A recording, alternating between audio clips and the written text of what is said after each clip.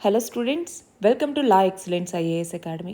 ఇవాళ మనం అక్టోబర్ 14వ తేదీకి సంబంధించి హిందూ పేపర్లో ఉన్నటువంటి ఇంపార్టెంట్ కరెంట్ అఫైర్స్ గురించి డిస్కస్ చేసుకుందాం.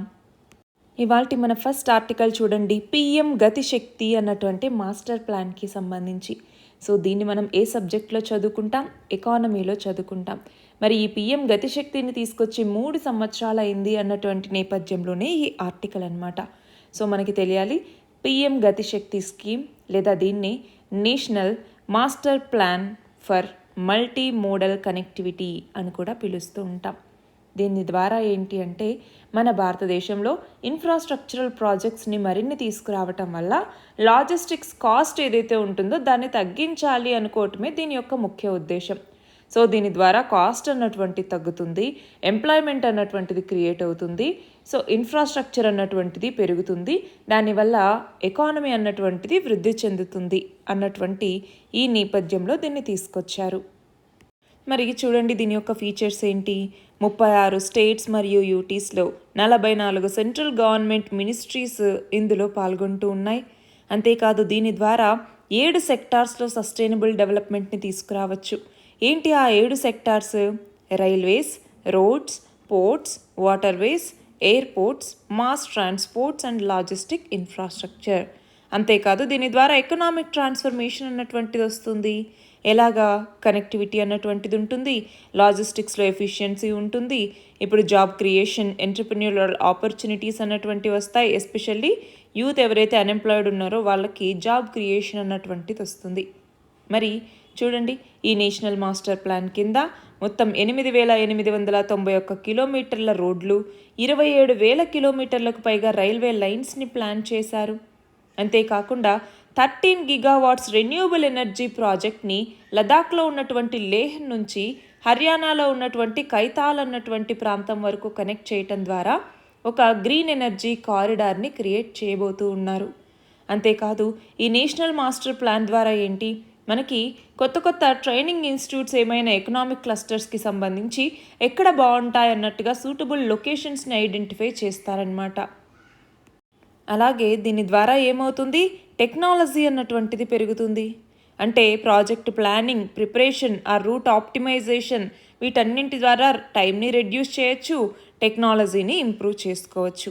అలాగే డేటా లేయర్స్ అంటే ఏంటి? ఫర్ ఎగ్జాంపుల్ డేటా అన్నటువంటిది వివిధ మినిస్ట్రీస్, స్టేట్ గవర్నమెంట్స్ వీటన్నింటి ద్వారా కలెక్ట్ చేసుకుని సో మనం ఇన్ఫ్రాస్ట్రక్చర్ ప్రాజెక్ట్స్ ఎక్కడ కట్టుకోవచ్చు ఏంటి అన్నట్టుగా ప్లాన్ చేసుకోవటానికి ఉపయోగపడుతుంది. అట్లనే గ్రూప్ మీటింగ్స్ కూడా చాలా జరిగాయి అనేసి ఇక్కడ చెప్తున్నారు. బట్ చూడండి, ఇన్ఫ్రాస్ట్రక్చర్ మనకు పెరిగిందనుకోండి, దానివల్ల ఎక్స్పోర్ట్స్, ఇంపోర్ట్స్ అన్నటువంటివి పెరుగుతాయి. లాజిస్టిక్స్ తగ్గుతోంది అంటే ట్రాన్స్పోర్ట్ సెక్టార్ అన్నటువంటిది మరింత ఇంప్రూవ్ అవుతుంది. అలాగే దీనికి 2023-24 యూనియన్ బడ్జెట్లో 75,000 కోట్ల రూపాయలని 100 క్రిటికల్ ఇన్ఫ్రాస్ట్రక్చర్ ప్రాజెక్ట్స్ కోసం కేటాయించడం జరిగింది. అంతేకాదు దీనికోసం ఐగాట్ ప్లాట్ఫామ్ అన్నటువంటి దాన్ని కూడా తీసుకొచ్చారు. సో దీని ద్వారా ఏంటి అంటే దాదాపు 20,000కు పైగా గవర్నమెంట్ అఫీషియల్స్కి ట్రైనింగ్ చేస్తారనమాట, వాళ్ళ యొక్క స్కిల్ సెట్ని ఎన్హాన్స్ చేసుకోవటానికి. సో గమనించాలి, మనకేంటి అంటే సింపుల్గా చెప్పాలి అంటే కార్గో హ్యాండ్లింగ్ కెపాసిటీని పెంచుకోవాలి, టర్న్ అరౌండ్ టైం అన్నటువంటిది తగ్గించుకోవాలి, లాజిస్టిక్ కాస్ట్ అన్నటువంటిది తగ్గించుకోవాలి, జాబ్ క్రియేషన్ అన్నటువంటిది జరగాలి, ఇన్ఫ్రాస్ట్రక్చర్ అన్నటువంటిది పెరగాలి, కొత్త airports, helicopters, water air domes ఇవన్నీ కూడా ఇంక్రీజ్ అవ్వాలి. సో టెక్నాలజీ అన్నటువంటిది పెరగాలి. వీటన్నింటి ఉద్దేశంతో తీసుకొచ్చినటువంటిదే ఇంకొకటి ఏంటి, మేక్ ఇన్ ఇండియా ప్రాజెక్ట్ని మరింత ముందుకు తీసుకెళ్లటానికి కూడా ఇది ఉపయోగపడుతుంది. నెక్స్ట్ ఆర్టికల్ చూడండి, ప్రెసిడెంట్ రూల్ని జమ్మూ అండ్ కాశ్మీర్లో రివోక్ చేయటం జరిగింది. సో దీన్ని మనం ఏ సబ్జెక్ట్లో చదువుకుంటాం? పాలిటీలో చదువుకుంటాం. మనకి 2019వ సంవత్సరంలో Jammu and Kashmir reorganisation act అన్నటువంటి తీసుకురావటం జరిగింది, అవునా?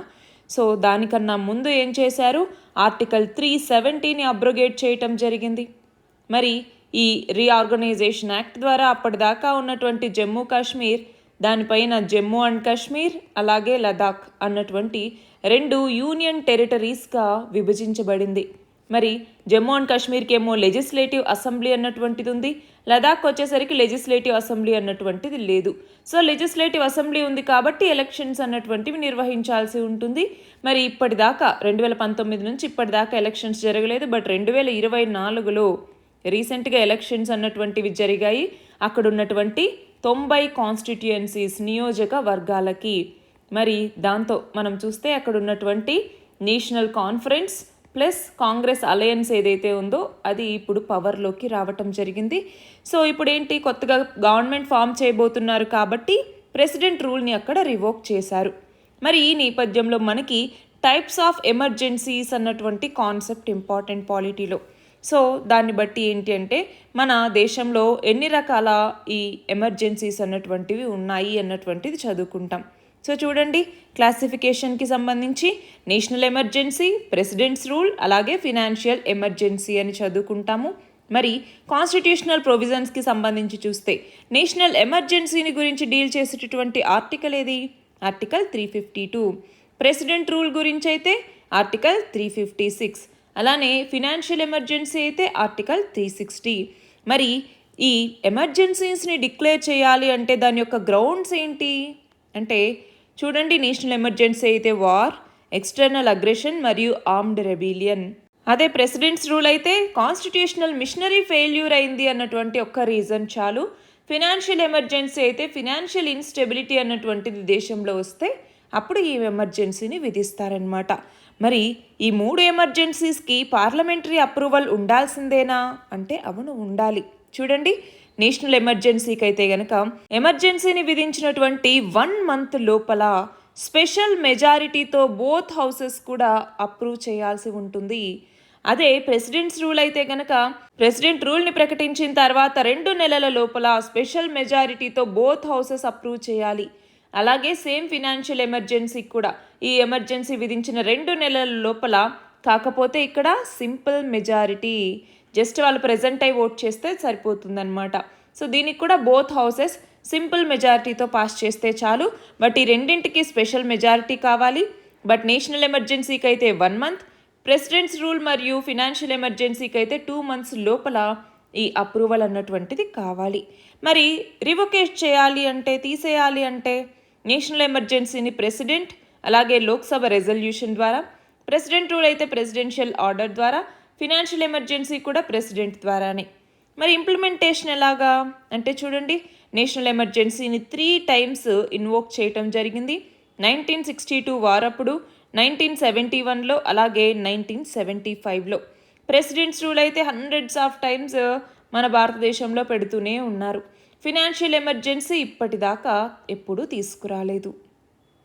మన నెక్స్ట్ ఆర్టికల్ చూడండి, రీసెంట్గా లాస్ట్ మంత్లో ఎన్సిపిసిఆర్ అంటే ఏంటి? National commission for protection of child rights అంటాము. ఇది ఒక స్టాట్యుటరీ ఆర్గనైజేషన్ అనమాట. అంటే చట్టం ద్వారా ఈ ఆర్గనైజేషన్ని ఏర్పాటు చేయటం జరిగింది. మరి ఇదేం చెప్పింది? మద్రసాస్ అన్నటువంటివి ప్రాపర్ ఎడ్యుకేషన్ని అందించట్లేదు అన్నట్టుగా సుప్రీంకోర్టుకి చెప్పటం జరిగింది. మరి ఆ నేపథ్యంలో కేరళలో ఇప్పుడు ప్రొటెస్టులు చేస్తూ ఉన్నారనమాట. మరి దీనిని ఏ సబ్జెక్ట్ కింద లింక్ చేసుకుంటాం? పాలిటీ అండ్ గవర్నెన్స్కి సంబంధించి లింక్ చేసుకోవటం జరుగుతుంది. మరి ఇందాకన్నట్టుగా ఎన్సిపిసిఆర్ ఏమని చెప్పింది? ఈ మద్రాసాస్లో క్వాలిటీ ఎడ్యుకేషన్ అన్నటువంటిది అందట్లేదు అన్నట్టుగా చెప్పింది. అయితే మద్రసా అన్నటువంటిది ఒక అరబిక్ వర్డ్ అనమాట. Madrasas అన్నటువంటివి educational institutions. సో ఇంకా చెప్పాలి అంటే రిలీజియస్ ఇన్స్ట్రక్షన్స్ అన్నటువంటివి ఇందులో ఉంటాయి. మనము 10th century ఈ టైంలోనే మద్రసాస్ అన్నటువంటివి ఆటోనామస్ ఇన్స్టిట్యూషన్స్గా ఇటు రిలీజియస్ మరియు సెక్యులర్ ఎడ్యుకేషన్ని అందిస్తూ వచ్చేవన్నమాట. బట్ మన మినిస్ట్రీ ఆఫ్ మైనారిటీ అఫైర్స్ ప్రకారం దాదాపు 38,000కు పైగా మద్రసాస్ అన్నటువంటివి మన భారతదేశంలో ఉన్నాయి. అందులోనూ 28,000కు పైగా, దాదాపు 28,100 మద్రసాస్ అన్నటువంటివి రికగ్నైజ్ చేయబడ్డాయి. అందులోనూ మోస్ట్ మద్రసాస్, దాదాపు 60% మద్రసాస్ అన్నటువంటివి ఒక్క యూపీలోనే ఉన్నాయన్నమాట. అయితే ఇప్పుడు లీగల్ ఛాలెంజ్ ఏంటి అంటే ఎన్సిపిసిఆర్ ఎన్సిపిసిఆర్ అన్నటువంటిది ఏం చెప్పింది, ఈ మద్రసాస్లో సరైనటువంటి ఎడ్యుకేషన్ అన్నటువంటిది అందట్లేదు, మరీ ఎక్కువ ఇస్లామిక్ ఎడ్యుకేషనే అవుతోంది, దాంతో వాళ్ళకి ఒక వెల్ రౌండెడ్ కరికులం అన్నటువంటిది అవ్వట్లేదు, దానివల్ల ఈ madrasas అన్నటువంటివి right to education యాక్ట్ని violate చేస్తూ ఉన్నాయి, అలాగే వాళ్ళకి ఆర్టికల్ 14 అంటే ఈక్వాలిటీ అన్నటువంటిది అందట్లేదు విద్యకి సంబంధించి అన్నట్టుగా చెప్పిందనమాట. మరి ఈ నేపథ్యంలో మద్రసాస్కి సంబంధించి మన దగ్గర 2 టైప్స్ ఉంటాయన్నమాట. ఒకటి మద్రసా దర్సే నిజామీ అనేసి, సో ఇది ఏంటి అంటే పబ్లిక్ చారిటీస్ ద్వారా వస్తుంది, సో అరబిక్, ఉర్దూ, పర్షియన్ ఇలాంటి లాంగ్వేజెస్ని ఇక్కడ యూస్ చేస్తారు. రెండవది మద్రసా దర్సే ఆలియా అన్నటువంటిది, సో ఇది స్టేట్ మద్రసా ఎడ్యుకేషన్ బోర్డ్స్ వీటిలో అసోసియేట్ అయి ఉంటుంది కాబట్టి అందులో ఎన్సీఆర్టీకి సంబంధించినటువంటి కరికులం ఉంటుంది, అంటే సెక్యులర్ టాపిక్స్ ఉంటాయి, మ్యాథమెటిక్స్, సైన్స్, హిందీ, ఇంగ్లీష్ ఇలా అన్నమాట. అయితే ఇక్కడ మనం గమనించాల్సింది ఏంటి, మన రాజ్యాంగంలో ఆర్టికల్ 29 అన్నటువంటిది ఉంది. 29 ఏమని చెప్తుంది? ఆర్టికల్ 29 మైనారిటీస్ వాళ్ళ యొక్క ఇంట్రెస్ట్ని కాపాడుకోవచ్చు, వాళ్ళ యొక్క కల్చర్ని, లాంగ్వేజ్ని, స్క్రిప్ట్ని ప్రిజర్వ్ చేసుకునేటటువంటి రైట్ని ఈ యొక్క ఆర్టికల్ 29 అన్నటువంటిది ఇస్తుంది. సో ప్రతి కమ్యూనిటీకి ఒక యూనిక్ లాంగ్వేజ్ ఉంటుంది, స్క్రిప్ట్ ఉంటుంది, కల్చర్ ఉంటుంది, దాన్ని వాళ్ళు మెయింటైన్ చేసుకోవచ్చు. అలానే ఆర్టికల్ 30 అన్నటువంటిది ఉంటుంది. ఆర్టికల్ 30 ఏం చెప్తుంది? మైనారిటీస్ వాళ్ళ యొక్క ఎడ్యుకేషనల్ ఇన్స్టిట్యూషన్స్ని ఎస్టాబ్లిష్ చేసుకొని రన్ చేసుకోవచ్చు. సో ఎడ్యుకేషనల్ ఇన్స్టిట్యూషన్స్కి సంబంధించి రిలీజియస్ మైనారిటీస్కి ఈ ఆర్టికల్ అన్నటువంటిది హక్కుని కల్పిస్తుంది. అయితే మరి ఈ నేపథ్యంలో మరి మైనారిటీ మేనేజ్డ్ ఎడ్యుకేషనల్ ఇన్స్టిట్యూషన్స్ అన్నటువంటివి ఓకే బాగానే ఉంది, కానీ స్టేట్ వాటిని డిస్క్రిమినేట్ చేయకూడదు, ఇదైతే మన రాజ్యాంగంలో ఉంది. కానీ ఇక్కడేమవుతోంది, మద్రసాస్లో ఎక్కువ వీళ్ళకి ముస్లిం విద్యాబోధన అన్నటువంటిది అందుతోంది, కానీ ప్రపంచానికి సరిపడా స్కిల్స్ అన్నటువంటివి, ఆల్రౌండ్ ఎడ్యుకేషన్ అన్నటువంటిది వాళ్ళకి అందట్లేదు. కానీ మనకు వచ్చినటువంటి ఆ రైట్ టు ఎడ్యుకేషన్ యాక్ట్ ఏదైతే ఉందో దీని ద్వారా ఏంటి, 6 నుంచి 14 సంవత్సరాల పిల్లలకి నిర్బంధ విద్య అన్నటువంటిది అందుతుంది. సో వీళ్ళకి వచ్చేసరికి మొత్తం ఓవరాల్ ఎడ్యుకేషన్ అన్నటువంటిది ఫ్రీ మరియు కంపల్సరీ ఎడ్యుకేషన్ అన్నటువంటిది అందుతుంది. సో ఇక్కడ వాళ్ళకి కావాల్సినటువంటి అన్ని స్కిల్స్ని నేర్పిస్తారు. సో ఒక రిలీజియస్ సెక్యులర్ లెర్నింగ్ లాగా స్కూల్స్ ఉండకూడదు అన్నటువంటిది ఇక్కడ ఎన్సిపిసిఆర్ చెప్తోందనమాట. మన నెక్స్ట్ ఆర్టికల్ చూడండి, కవచ్ అన్నటువంటి రైల్వే ప్రొటెక్షన్ సిస్టమ్కి సంబంధించి. సో ఏమైంది, రీసెంట్గా చెన్నై దగ్గరలో ఒక ట్రైన్ గూడ్స్ ట్రైన్ని ఢీకొనటంతో డీరైలింగ్ అన్నటువంటిది అయింది. డీరైలింగ్ అంటే ఏంటి, ఆ రైలు అన్నటువంటిది పట్టాలు తప్పటం. సో దీన్ని మనం దేని కింద లింక్ చేసుకుంటాము,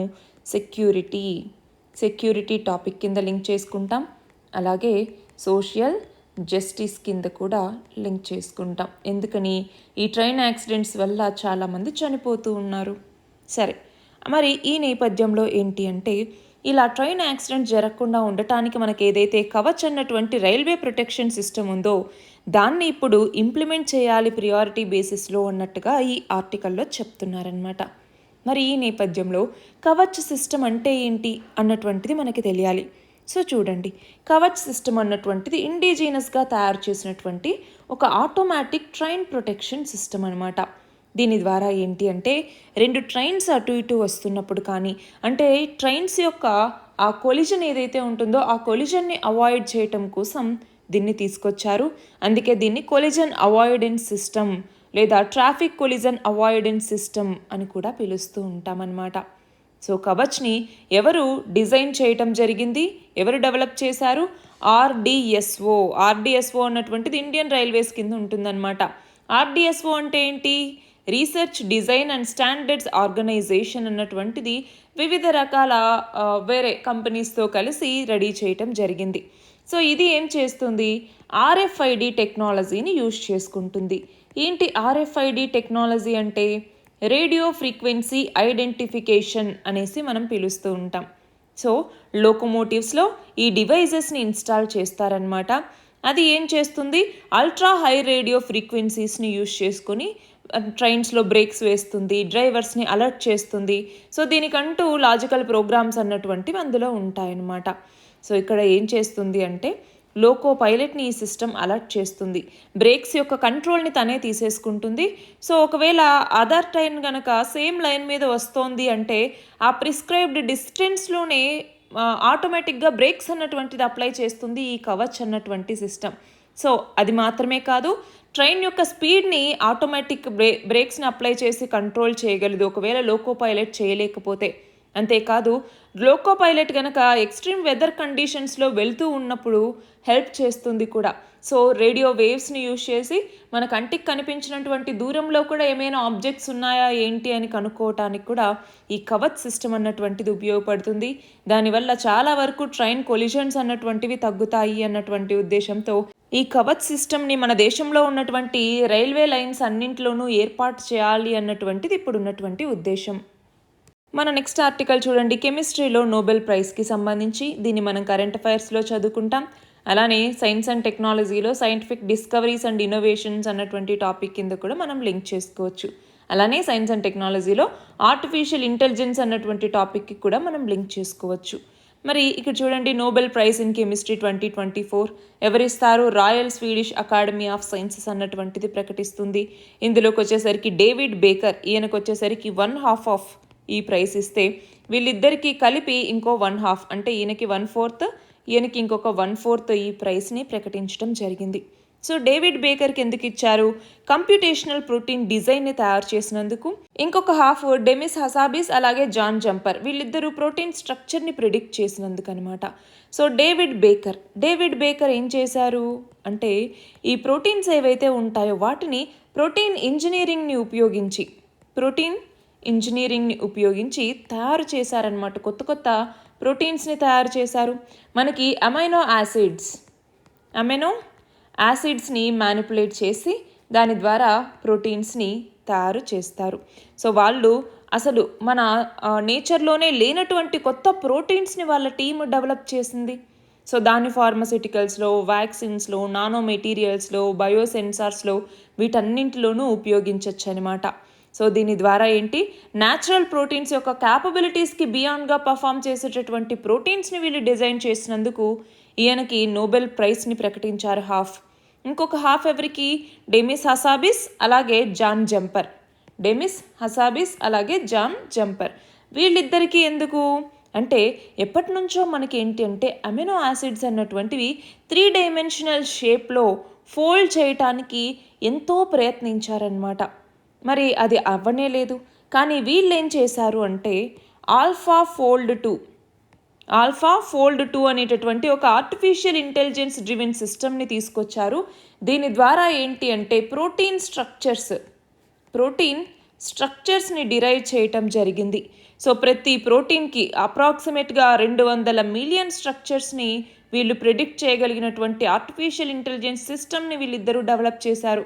దీని ద్వారా drug discovery, disease treatment, biotechnology వీటన్నింటిలోనూ దీనికి ఉపయోగపడుతుంది.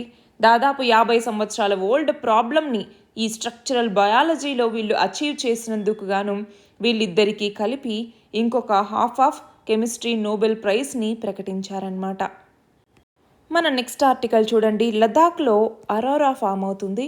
సో దాని ద్వారా స్పేస్ వెదర్ని మనము ట్రాక్ చేయొచ్చు అన్నట్టుగా ఈ ఆర్టికల్. మరి ఈ నేపథ్యంలో దీన్ని దేని కింద చదువుకుంటాము? ఫిజికల్ జాగ్రఫీ కింద దీన్ని మనం చదువుకుంటామన్నమాట. అరోరా అన్నటువంటిది ఏంటి? సరే, ఫస్ట్ ఆఫ్ ఆల్ ఇక్కడ చూడండి, ఇలా కనపడుతుంది కదా లైటింగ్ ఇవన్నీ. సో ఒక జియోమాగ్నెటిక్ స్ట్రామ్ అన్నటువంటిది, ఒక స్ట్రాంగ్ ఇక్కడ సన్ ద్వారా కొరోనల్ మాస్ ఎజెక్షన్ అన్నటువంటిది జరుగుతుంది. సన్ యొక్క అవుటర్ లేయర్ని కొరోనా అంటాము. అక్కడ నుంచి కరోనల్ మాస్ ఎజెక్షన్స్ జరిగినప్పుడు ఆ పార్టికల్స్ అన్నటువంటివి మన భూమి వైపు వస్తాయి. బట్ మన భూమి చుట్టూ మ్యాగ్నెటిక్ ఫీల్డ్ లైన్స్ ఉంటుంది కదా. సో ఆ మ్యాగ్నెటిక్ ఫీల్డ్ లైన్స్ని ఇది ఢీకొన్నప్పుడు ఏమవుతుందంటే పార్టికల్స్ మన అట్మాస్ఫియర్లో ఉండేటటువంటి గ్యాసెస్తో అవి ఏం చేస్తాయి? కలుస్తాయన్నమాట. సో ఇంట్రాక్ట్ అయినప్పుడు ఏమవుతుంది?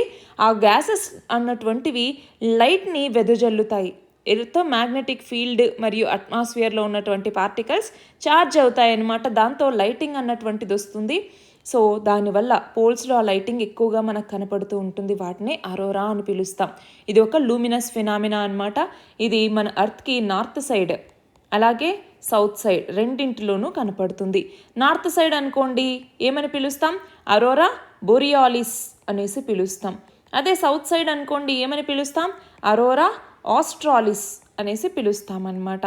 సో చార్జ్డ్ పార్టికల్స్ ఏవైతే సన్ నుంచి వస్తాయో వాటికి అర్త్ మ్యాగ్నెటిక్ ఫీల్డ్ మరియు అట్మాస్ఫియర్కి మధ్య ఇంటరాక్షన్ అన్నటువంటిది వచ్చినప్పుడు ఈ గ్యాసెస్ పార్టికల్స్ ఏవైతే ఆక్సిజన్, నైట్రోజన్ ఇలాంటివి ఉంటాయో ఇవి కొలైడ్ అయినప్పుడు ఏమవుతుంది? మనకి లైట్ అన్నటువంటిది వెదజల్లుతుంది. చూడండి, ఎలక్ట్రాన్స్ అన్నటువంటిది ఎయిర్ మాలిక్యూల్స్ని హిట్ చేస్తాయి. హిట్ చేసినప్పుడు ఆ మాలిక్యూల్స్ ఎగ్జైట్ అవుతాయి. సో ఆ మాలిక్యూల్స్ తర్వాత ఏమవుతుంది? కామ్ డౌన్ అయ్యేటప్పుడు లైట్ని వెదజల్లుతాయి. ఆ టైంలోనే మనకి ఇదిగో ఇలా వివిధ రకాలుగా మనకి లైటింగ్ అన్నటువంటిది కనపడుతుంది. మనకి అది గ్రీన్ కలర్లో, పింక్ కలర్లో, బ్లూ కలర్లో, ఆరెంజ్, రెడ్ ఇలాగా వివిధ కలర్స్లో కనపడుతూ ఉంటాయన్నమాట. అయితే జియోమాగ్నెటిక్ స్ట్రామ్ లేదా కరోనల్ మాస్ ఎజెక్షన్ అన్నాం కదా. సో ఇది ఏంటి అంటే సన్కి సంబంధించి హై స్పీడ్ సోలార్ స్ట్రీమ్ అనమాట. సో అర్త్ మ్యాగ్నెటోస్ఫియర్ ఏదైతే ఉంటుందో ఇది కొంతవరకు దీన్ని అడ్డుకోగలదు. అది దాటి లోపలికి వచ్చిన తర్వాత మన భూమి మీద ఉన్నటువంటి అట్మాస్ఫియర్లో ఉన్న గ్యాసెస్ దీంతో ఇంటరాక్ట్ అవుతాయన్నమాట, పార్టికల్స్. మరి ఇప్పుడు వీటిని గనక మనము పరిశీలన చేయటం ద్వారా స్పేస్ వెదర్ని మనం ట్రాక్ చేయొచ్చు అన్నట్టుగా ఇక్కడి ఆర్టికల్. మన నెక్స్ట్ ఆర్టికల్ చూడండి, ఇంటర్నేషనల్ రిలేషన్స్కి సంబంధించి ఈ ఆర్టికల్ని చదువుకుంటాం. వియత్నాం, చైనా ఇవి రెండూ కూడా సౌత్ చైనా సీలో టాక్స్ అన్నటువంటివి చేస్తూ ఉన్నాయి. మరి ఈ నేపథ్యంలో మనకి first of all south China sea గురించి తెలియాలి. సౌత్ చైనా సీలోకి వచ్చేసరికి మనకి 9 లైన్ అన్నటువంటిది ఉంటుంది. ఇక్కడ ఏవైతే చూడండి 1 2 3 4 5 6 7 8 9 ఇలా ఉన్నాయా? సో దీన్ని 9 లైన్ అనేసి పిలుస్తూ ఉంటాం. ఇది ఒక యూ షేప్డ్ లైన్ అనమాట, సౌత్ చైనా సీలో ఉంటుంది. అయితే రీసెంట్గా ఏమైంది? చైనా అన్నటువంటి దీనికి సంబంధించి ఒక మ్యాప్ని రిలీజ్ చేసింది. అందులో 10 లైన్ అనేసి చెప్పిందనమాట. 10 లైన్. సో ఇది ఏంటి అంటే చైనా అన్నటువంటిది దీని ద్వారా ఇంకొంచెం ఇటు ముందుకెళ్ళిపోయి దాదాపు 90% ఆఫ్ సౌత్ చైనా సీని క్లెయిమ్ చేసినట్టు అనమాట. మనకి 1947లో చైనాలో నేషనలిస్ట్ కుమియో మింతాంగ్ పార్టీ అన్నటువంటిది ఉన్నింది. అప్పుడు 9 లైన్ అన్నటువంటిది తీసుకొచ్చారు. ఆ తర్వాత మళ్ళీ 11 లైన్ అనేసి వెళ్ళారు. దాని తర్వాత మళ్ళీ 10 లైన్ అనేసి రావటం జరిగింది. సో ఈ నేపథ్యంలో ఆ రీజియన్లో ఉన్నటువంటి ఏవైతే దేశాలు ఉంటాయో వాటన్నింటికి మధ్య ఇష్యూస్ అన్నటువంటి వస్తూనే ఉన్నాయి. సో మనకి సౌత్ చైనా సీ అన్నటువంటిది ఎక్కడ ఉంటుంది అంటే ఇటువైపు స్ట్రైట్ ఆఫ్ మలక్కా అన్నటువంటిది ఉంటుందన్నమాట. మనకి స్ట్రైట్ ఆఫ్ మలక్కా సౌత్ వెస్ట్లో, అలాగే సౌత్ ఈస్ట్లో స్ట్రైట్ ఆఫ్ తైవాన్ అనేసి ఉంటుంది. అక్కడి వరకు ఇది కనెక్ట్ అయి ఉంటుందన్నమాట. మరి ఫిలిప్పైన్ సీలోకి వచ్చేసరికి లుజోన్ స్ట్రైట్ అనేసి ఉంటుంది. ఇక్కడేమో తైవాన్ స్ట్రైట్ అన్నటువంటిది ఉంటుంది. వీటన్నింటికి కనెక్ట్ చేస్తుంది. అయితే సౌత్ చైనా సీలో డిస్ప్యూట్స్ ఓకే, దానికన్నా ముందు సౌత్ చైనా సీ యొక్క ఇంపార్టెన్స్ ఏంటి అనేసి మనకి తెలియాలి. సో ఒకటి గమనించాలి, ఇక్కడ ఏంటి అంటే దాదాపు 11 బిలియన్ బ్యారెల్స్ ఆఫ్ ఆయిల్, అలాగే 190 trillion cubic feet of natural gas deposits అన్నటువంటి ఉన్నాయి. సో ఆయిల్ అలాగే న్యాచురల్ గ్యాస్ డిపాజిట్స్కి సంబంధించి ఇది ఇంపార్టెంట్. అలాగే షిప్పింగ్కి సంబంధించి కూడా చాలా ఇంపార్టెంట్. ఎందుకు అంటే half of world oil tanker ట్రాఫిక్ని, అలాగే హాఫ్ ఆఫ్ వరల్డ్ మర్చెంట్ ఫ్లీట్ని కూడా ఈ వాటర్స్ ద్వారానే వెళ్తుంది. కాబట్టి అట్లానే మ్యారిటైమ్ సిల్క్ రూట్స్కి సంబంధించి ఈ ఏదైతే సౌత్ చైనా సీ ఉందో ఇది చాలా చాలా ఇంపార్టెంట్. పసిఫిక్ ఓషన్ మరియు ఇండియన్ ఓషన్కి ఒక లింక్ లాగా చెప్పచ్చు. అంతేకాకుండా 30% వరల్డ్స్ బయోలాజికల్ డైవర్సిటీ అన్నటువంటిది ఇక్కడే ఉందన్నమాట. బయోలాజికల్ డైవర్సిటీ అంతేకాదు ఫిష్ జోన్ అన్నటువంటిది, ఫిష్ గ్రౌండ్స్ కూడా ఇక్కడ చాలా ఎక్కువగా ఉన్నాయి. సో వీటన్నింటి నేపథ్యంలో సౌత్ చైనా సీ అన్నటువంటిది ఇంపార్టెంట్. అయితే సౌత్ చైనా సీ డిస్ప్యూట్స్ ఎందుకు వస్తూ ఉన్నాయి అంటే మనం గుర్తుంచుకోవాలి, జాగ్రఫీకి సంబంధించి ఒక టాపిక్ని మనం చదువుకుంటూ ఉంటాం. ఏంటది? ఎక్స్క్లూజివ్ ఎకనామిక్ జోన్ అనేసి. అంటే ఒక దేశ భూభాగం నుంచి సముద్రంలో కొన్ని వందల మైళ్ళు ఆ దేశానికంటూ ఎక్స్క్లూజివ్గా రైట్స్ అన్నటువంటివి ఉంటాయి. మరి ఆ నేపథ్యంలో ఈ ఐలాండ్స్ ఏవైతే ఉంటాయో సౌత్ చైనా సీలో వాటి యొక్క సైజుల్ని పెంచటం, కొత్త కొత్త ఐలాండ్స్ని ఏర్పాటు చేయటం ఇలాంటివి చైనా చేస్తోంది. దానివల్ల ఏంటి, ఐలాండ్స్ దగ్గర నుంచి మళ్ళీ ఆ ఎక్స్క్లూజివ్ ఎకనామిక్ జోన్ అన్నటువంటిది ఆ దేశానికి వర్తిస్తుంది కదా. సో అప్పుడు షిప్పింగ్ కావచ్చు, లేదంటే ఇందాక ఇప్పుడు చెప్పుకున్నటువంటి ఇంపార్టెన్స్ ఉన్నటువంటి ఈ థింగ్స్ అన్నింటికి కూడా ఆ దేశానికి అధికారం అన్నటువంటిది ఉంటుంది. దాంతో చైనా అన్నటువంటిది ఇలాంటి పనులు చేస్తోందనమాట. ఐలాండ్స్ సైజ్ని ఆర్టిఫిషియల్గా పెంచడం, కొత్త కొత్త ఐలాండ్స్ని క్రియేట్ చేయటం ఇవన్నీ చేస్తుంది. ఇది మాత్రమే కాదు, వుడీ ఐలాండ్ అన్నటువంటి దాంట్లో ఏం చేస్తోంది, చైనా మిలిటరైజ్ చేస్తోందనమాట. అక్కడ ఫైటర్ జెట్స్ని ఉంచటం, క్రూయిజ్ మిసైల్స్ని అక్కడ ల్యాండ్ చేయటం, రాడార్ సిస్టమ్ని పెట్టుకోవటం ఇలాంటివన్నీ చేస్తూ ఉంది. కాబట్టి పక్కనున్నటువంటి దేశాలు ఇబ్బందులు పడుతూ ఉన్నాయి. ఇది మాత్రమే కాదు, చైనా ఏం చేస్తుంది, కొన్ని చోట్ల పోర్టులు, మిలిటరీ ఇన్స్టలేషన్స్, ఎయిర్ స్ట్రిప్స్ ఇట్లాంటివన్నీ పెడుతోంది. అందులోనూ పారాసెల్ ఐలాండ్స్, ఇక్కడ చూసారా పారాసెల్ ఐలాండ్స్ అన్నటువంటివి, అలాగే స్పార్ట్లే ఐలాండ్స్, వీటిలో చాలా అవుట్ పోస్టుల్ని ఏర్పాటు చేస్తూ వస్తోంది. మరి ఈ ఏదైతే పారాసెల్ ఐలాండ్ అలాగే స్పార్టీ ఐలాండ్స్ ఉన్నాయో ఇవి రెండు వియత్నాం క్లెయిమ్ చేస్తోందన్నమాట. ఇవి మావి అన్నట్టుగా. సో వియత్నాంకి అలాగే మనం గమనిస్తే ఈ ఫిలిప్పైన్స్ ఏదైతే ఉందో ఈ ఫిలిప్పైన్స్ అన్నటువంటిది ఏం చేస్తుంది, ఈ స్పార్ట్లీ ఐలాండ్స్ని తను క్లెయిమ్ చేస్తుంది. మలేషియా కూడా స్పార్టీస్లో ఉన్నటువంటి కొన్ని ఐలాండ్స్ని క్లెయిమ్ చేస్తూ ఉంది. దాంతో ఈ అన్నింటికి కూడా వీటికి అలాగే చైనాకి మధ్య ఇబ్బందులు అన్నటువంటి వస్తూ ఉన్నాయి. అలాగే ఇక్కడ ఉన్నటువంటి స్కార్బోరో ఐలాండ్ ఏదైతే ఉందో అక్కడ చైనీస్ కోస్ట్ గార్డ్ తన యొక్క కొన్ని ట్రూప్స్ని అక్కడ పెట్టడం జరిగింది. కానీ ఫిలిప్పైన్స్ మాకుంది దీని మీద అధికారం అంటుంది, చైనా మాకుంది దీని మీద అధికారం అనేసి పిలుస్తూ ఉందన్నమాట. అంతేకాదు మలేషియా, బ్రూనై ఇవి కూడా ఈ 9 లైన్లో ఉన్నటువంటి కొన్ని టెరిటరీస్ని మావి అన్నట్టుగా అంటూ ఉంది. సో దాంతో సౌత్ చైనా సీలో చాలా డిస్ప్యూట్స్ అన్నటువంటివి నడుస్తూనే ఉన్నాయి. సో దాంతో ఏం చేశారు, ఒక పర్మనెంట్ కోర్ట్ ఆఫ్ ఆర్బిట్రేషన్ అన్నటువంటిది ఉండాలి అన్నట్టుగా అన్క్లాజ్ అంటే ఏంటి, United Nations convention on the law of sea అనేసి పిలుస్తాము. ఈ అన్క్లాజ్కి ఫిలిప్పైన్స్ అన్నటువంటిది వెళ్ళిందనమాట. మరి ఫిలిప్పైన్స్ అన్క్లాజ్ని 1984లోనే రాటిఫై చేసింది, చైనా కూడా రాటిఫై చేసింది. అయితే ఈ ఫిలిప్పైన్స్కి ఫేవర్గానే అన్క్లాజ్ అన్నటువంటిది తన యొక్క చాలా సబ్మిషన్స్ని ఇచ్చింది. కానీ చైనా వాటన్నింటినీ రిజెక్ట్ చేస్తూ వస్తుందన్నమాట. ఆ నేపథ్యంలో ఇప్పుడు ఏదైతే వియత్నాం ఈ 2 ప్రాంతాలకి సంబంధించి ఇష్యూస్ అన్నటువంటివి ఉన్నాయో, అంతేకాకుండా ఈ మ్యారిటైమ్ ఇష్యూస్కి సంబంధించి మనం ఒపీనియన్స్ని ఎక్స్చేంజ్ చేసుకుందాం అన్నట్టుగా ఇప్పుడు వీళ్ళిద్దరూ కూడా మాట్లాడుకుంటూ ఉన్నారు. వియత్నాం మరియు చైనా కూడా ఇప్పుడు టాక్స్ని నిర్వహిస్తోందన్నమాట. ఇవి ఇవాల్టి important articles. All the very best and thank you very much.